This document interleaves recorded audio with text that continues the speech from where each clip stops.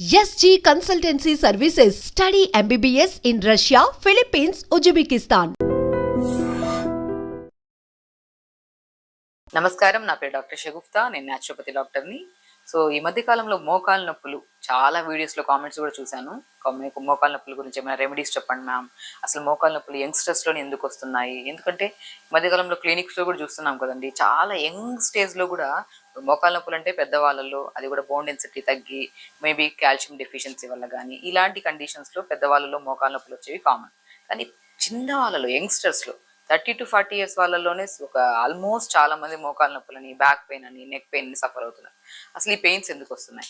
ఒకవేళ పెయిన్ వచ్చింది అనుకోండి, మనం ఏం చేస్తాం? ఇమీడియట్గా పెయిన్ కిల్లర్ వేసుకుంటాం. ఒకవేళ పెయిన్ తగ్గలేదనుకోండి, ఒకవేళ ఎక్స్రే తీసుకుంటాం, లేదు అంటే ఫిజియోథెరపీకి వెళ్తాం. ఇవి కాదు మెయిన్ రీజన్. ఏదైనా పెయిన్ వచ్చింది అనుకోండి, ఫస్ట్ మనం చేయించుకోవాల్సిన టెస్ట్లో కాల్షియం ఎంత ఉంది మన బాడీలో, హిమోగ్లోబిన్ ఎంత ఉంది, and specially vitamin B12, D vitamin ఎంత ఉంది. నేను ఏ కైండ్ ఆఫ్ పెయిన్ అని మన క్లినిక్ వచ్చినా కూడా నేను ఫస్ట్ ఒకటే చెప్తాను, B12, D vitamin test, calcium చేయించుకోండి. ఒకవేళ అవి తక్కువ ఉంటే ఫస్ట్ ఆహార రూపంలో మనం కరెక్ట్ చేసుకోవాలండి. సో ఎప్పుడైనా మోకాళ్ళ నొప్పులు కనుక స్టార్టింగ్లో మనకి ఫస్ట్ ఇమీడియట్గా సివియర్ పెయిన్స్ అయితే రావు. సో ఫస్ట్ స్టార్టింగ్లో ఎలా వస్తాయి? మనం టక్ టక్ సౌండ్లతో స్టార్ట్ అయ్యి కొద్దిగా డిస్కంఫర్ట్నెస్, నడుస్తున్నప్పుడు కొద్దిగా ఏదో కాలెత్తి మనం వేస్తున్నప్పుడు ఏదో పట్టేసినట్టు అలాంటి పెయిన్స్ని కాస్త మనం నెగ్లెక్ట్ చేస్తే అది కాస్త సివియర్ పెయిన్స్ కింద కన్వర్ట్ అవుతాయి. సో ఇప్పుడు మనం ఏదైనా పెయిన్స్, టక్ టక్ సౌండ్ రావడం కానీ, కూర్చుంటున్నప్పుడు, నిలబడుతున్నప్పుడు తిమ్మిర్లు రావడం కానీ ఇలాంటి కండిషన్స్ వచ్చినప్పుడు compulsory vitamin B12, D vitamin, iron టెస్ట్లు చేయించుకోండి. అండ్ స్పెషల్లీ రక్తహీనతలో iron test compulsory, and calcium test కూడా ఇంపార్టెంట్. సో ఈ టెస్ట్లలో మనకు ఒకవేళ ఐరన్ తగ్గింది అనుకోండి, మనం ఏం చేస్తాం? ఐరన్ తగ్గితే రాగి జావ తీసుకుంటాము, పంకిన్, వాటర్ మిలన్, సన్ఫ్లవర్స్ తీసుకుంటాము. సో మనం రాగి జావలో ఈ సీడ్స్ అన్ని పౌడర్ ఫామ్లో చేసుకొని, ఈ పౌడర్ని మనం రాగి జావలో తీసుకొని కొద్దిగా బెల్లం వేసుకొని తీసుకుంటాం. సో మోర్ దెన్ కాల్షియం, ఐరన్ని మనం కవర్ చేసేది ఈ సీడ్స్లో అండ్ రాగిలో, బెల్లంలో. సో మనం ఇలా కొన్ని సప్లిమెంట్స్ని ఆహార రూపంలో మనం బ్యాలెన్స్ చేయగలిగితే మాత్రం విత్ ఇన్ స్పాన్ ఆఫ్ డేస్లో మనకి పెయిన్స్ పోతాయి. మళ్ళీ మనకి ఈవెన్ ఫ్యూచర్లో కూడా మనకి పెయిన్స్ రావు. And B12, D vitamin deficiencies కూడా చాలా కామన్ అయిపోయాయి. ఈ మధ్య ఏ జ్వరం వచ్చినా మన హాస్పిటల్కి వెళ్తే ఫస్ట్ B12 టెస్ట్ చేస్తారు, లేదు అంటే న్యూరోకైన్ ఇంజెక్షన్స్ వేసేస్తాం, లేదు అంటే న్యూరోకైన్ టాబ్లెట్స్ ఇస్తుంటారు. కాబట్టి ఎప్పుడైనా సరే ఫస్ట్ డెఫిషియన్సీస్ని మనం డయాగ్నోస్ చేసుకోవాలి.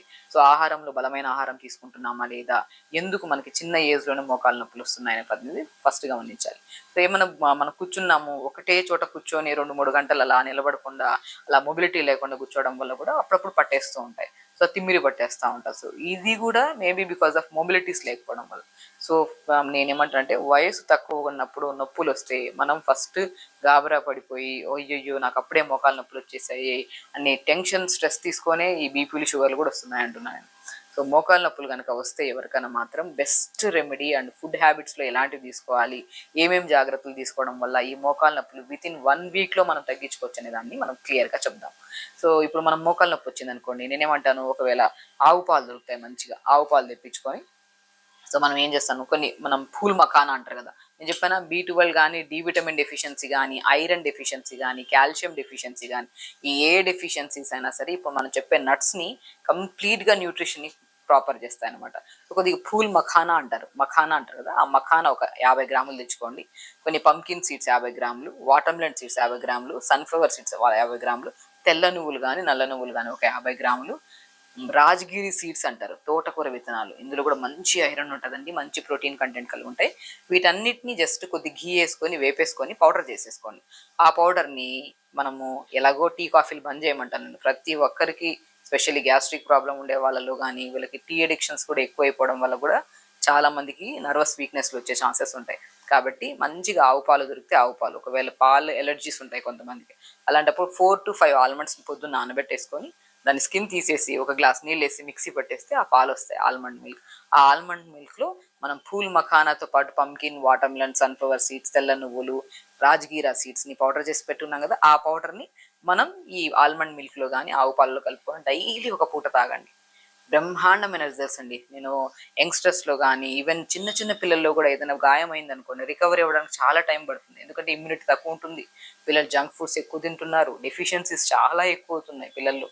అందుకని స్పెషల్లీ చెప్తున్నాను, ఈవెన్ దో మీకు మోకాళ్ళ నొప్పులు కానీ, బ్యాక్ పెయిన్ కానీ, specially hair fall, skin type of problems ఉన్నా కూడా బెస్ట్ వేలో మనకి న్యూట్రిషన్ పరంగా హైలీ మంచిగా యూజ్ అయ్యే బలమైన ఫుడ్లలో ఎస్పెషల్లీ బోన్స్కి అండ్ నర్వ్స్కి స్ట్రెంథనింగ్గా ఉండే బెస్ట్ ఒక పౌడర్ని మనం ఇంట్లో ప్రిపేర్ చేసుకునే దాంట్లో మఖానా, పూల్ మఖానా దొరుకుతుంది. మంచి బలమైన ఆహారం అది.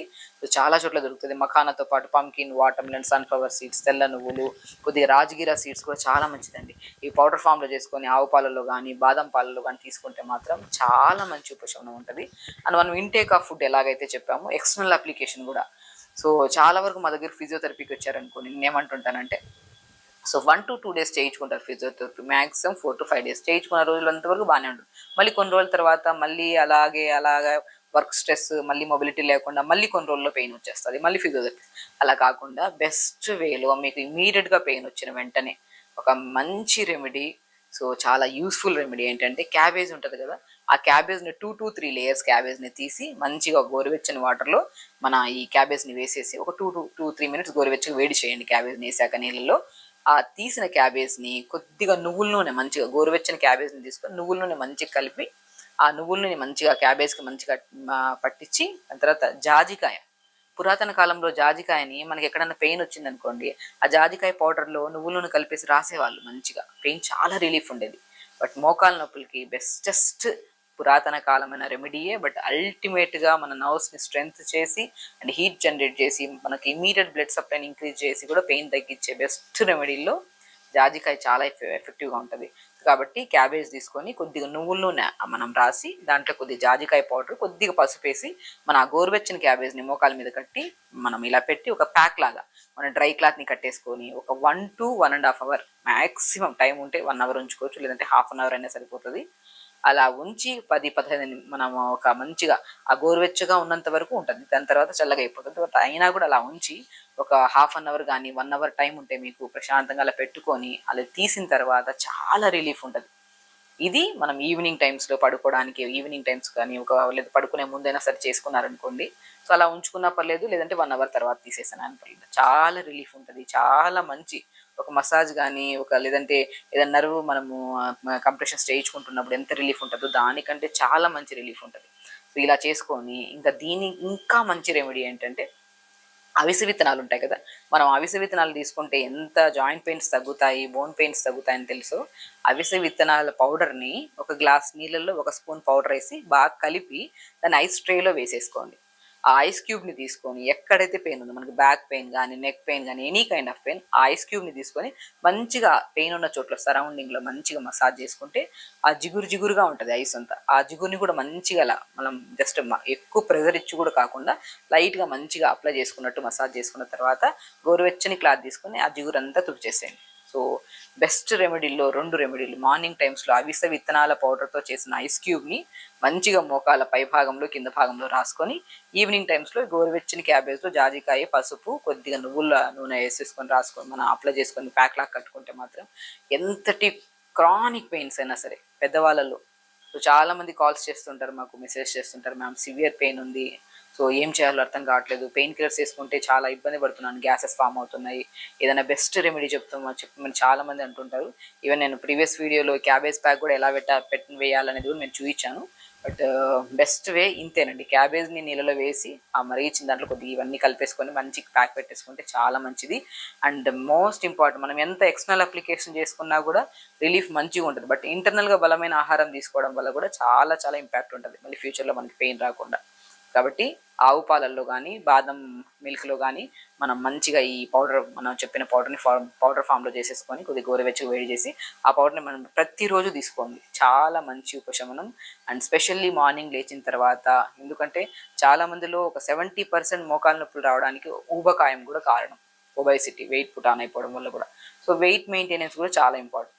చాలామంది ఏంటంటే ఒకవేళ థైరాయిడ్ ఉన్నా, ఇర్రెగ్యులర్ పీరియడ్స్ ఉన్నా, సో ఇలాంటి ఇష్యూస్ ఉన్నా, లేదంటే మెనోపాజ్ స్టేజ్లో కానీ ఆడవాళ్ళలో ప్రత్యేకంగా, సో ఎక్కువగా ఇలాంటి వాళ్ళు ఎంత ప్రయత్నం చేసినా కూడా వెయిట్ లాస్ అవుతూ ఉండరు. వీళ్ళకి కూడా బెస్ట్ వే ఏంటంటే మార్నింగ్ లేచిన వెంటనే, ఎందుకంటే ఈ జావ కానీ, ఇప్పుడు మార్నింగ్ నేను ఇప్పుడు చెప్పే జావ మోకాలు నొప్పులు తగ్గడానికి, అట్ ద సేమ్ టైం న్యూట్రిషన్ని బ్యాలెన్స్ చేయడానికి అండ్ వెయిట్ లాస్ కూడా చాలా యూజ్ అవుతుంది. కొద్దిగా రాగి పిండి, జొన్న పిండి, సజ్జ పిండి, బార్లీ పిండి అన్ని సమపాలంలో తీసుకొని దీన్ని దోశల్లాగా కానీ, లేదంటే జావ రూపంలో కానీ, దీంట్లోనే కొన్ని నువ్వులు కానీ, కొద్దిగా మీకు నచ్చిన టేస్ట్ని బట్టి సాల్ట్ కానీ, మీకు నచ్చిన లేదంటే బెల్లం కానీ వేసుకొని పొద్దునపూట జావ తీసుకోండి. మంచి న్యూట్రిషన్ అండ్ మంచి అంటే మనకి ఒక రెండు మనం ఎక్కువ హెవీగా తినాలన్నా కూడా క్రేవింగ్స్ని కూడా కంట్రోల్ చేస్తుంది ఈ జావ. ఇలా మార్నింగ్ పూట జావ తీసుకోవడం, మధ్యాహ్నం పూట బ్రౌన్ రైస్, ఎక్కువ ఆకుకూర ఫ్రైలు, మునక్కాడలు కూడా ఎక్కువ తీసుకోండి. మనకి మనం నట్స్లో చెప్పాము, బాదం మిల్క్లో చెప్పాము, అండ్ వెజిటబుల్స్లోకి వస్తే మునక్కాడలు కానీ మునగాకు కానీ రెగ్యులర్గా వాడడం వల్ల కూడా మనకి ఈ పెయిన్స్ అనేది మనకు అస్సలు కనపడవు. ఈ రుమటైడ్ ఆర్థరైటిస్ కానీ, సయాటికా పెయిన్ కానీ, యాంకిల్ జాయింట్స్ మడమ నొప్పులు కానీ. ఎందుకంటే మోకాల నొప్పులు ప్రత్యేకంగా మాట్లాడడానికి కారణం ఏంటంటే రీసెంట్గా యంగ్స్టర్స్లో చాలా మంది మాకు మోకాల నొప్పులు వస్తున్నాయి అండ్ చాలా మంది అడిగారు కూడా వీడియోస్ చేయమని చెప్పేసి ప్రత్యేకంగా చేయడం. బట్ ఓన్లీ మోకాల నొప్పులే కాకుండా any kind of joint pains మనకు వచ్చినప్పుడు మనకు ఆకుకూరల్లో స్పెషల్లీ మునగాకు రసం చేసుకొని తాగడం కానీ, లేదంటే మునగాకు రసం లాగా చేసుకొని మనం కర్రీస్లో మనం రైస్లో ఎలా రసం చేసుకొని తింటాం అలా తీసుకోవడం కానీ, మునక్కాడల్ని మంచిగా బుడకబెట్టి దాన్ని క్రష్ చేసి ఆ పల్ప్ అంతా తీసి దాన్ని చపాతీ పిండిలో కలుపుకొని చపాతీ చేసుకోవడం కానీ, ఇది ఏదో రకంగా చిన్నప్పటి నుంచి పిల్లలు పెట్టడం స్టార్ట్ చేస్తే మాత్రం ఎప్పటికీ జాయింట్ పెయిన్స్ రావు, ఎలాంటి కైండ్ ఆఫ్ ఇష్యూస్ రావు మనకి. సో కాబట్టి మార్నింగ్ లేచాక అట్లీస్ట్ ఒక 15 to 20 minutes పెద్దవాళ్ళు అయితే చేయలేకపోతున్నానంటే బెడ్ మీద ఒక పిల్లో వేసుకొని మనం మోకాల కిందన జస్ట్ స్ట్రెచెస్ చేయడం, కాలు ముందుకి వెనక్కి ఊపడం, అలా స్ట్రెచెస్ చేసుకొని సింపుల్ ఫిజికల్ యాక్టివిటీ చేసుకొని అలాగే తదేకంగా కూర్చోకుండా కొద్దిగా ముందుకు వెనక్కి వాకింగ్ చేస్తూ ఉంటే చిన్న చిన్న మూమెంట్స్, మరీ ఎక్కువ కాకుండా సివియర్ పెయిన్స్ ఉండేవాళ్ళు అలా చేసుకుంటుంటే ఆ మొబిలిటీ లేకపోవడం వల్ల కూడా ఈ సివియారిటీ ఆఫ్ పెయిన్స్ ఎక్కువ అవుతున్నాయి. కాబట్టి చెప్పిన ప్రతి రెమెడీ హెల్దీగా చేయండి. అండ్ ఎన్నో కేసెస్ని మేము చేసి సక్సెస్ఫుల్గా చేసి వాళ్ళలో ఎంతో రిలీఫ్ వచ్చింది. సో మా వరకు మీరు రాలేదు కాబట్టి మీకు ఒక మంచి సొల్యూషన్స్ చెప్పాలని చెప్పేసి మేము ఈ వీడియో చేయడానికి కారణం. కాబట్టి మంచిగా చేసుకోండి. అండ్ మోకాల నొప్పులే కాకుండా ఎనీ కైండ్ ఆఫ్ పెయిన్స్ కానీ, B12 డి విటమిన్ డెఫిషియన్సీని కూడా మనం సంపూర్ణంగా ఆహార రూపంలో తీసుకుంటూ అండ్ చిన్న చిన్న రెమెడీస్ ఇలా ఫాలో అవ్వడం వల్ల మనకి పెయిన్సే కాకుండా యాక్టివ్ లైఫ్ స్టైల్ ఉంటుంది, హెల్దీగా ఉంటాం, ఎలాంటి హెయిర్ ఫాల్స్, ఈవెన్ ఫేస్ మీద కూడా ఎలాంటి మచ్చలు లేకుండా మనం హెల్దీగా మెయింటైన్ చేసుకోవచ్చు. ఖచ్చితంగా చేయండి, హెల్దీగా ఉండండి, హ్యాపీగా ఉండండి. నమస్కారం.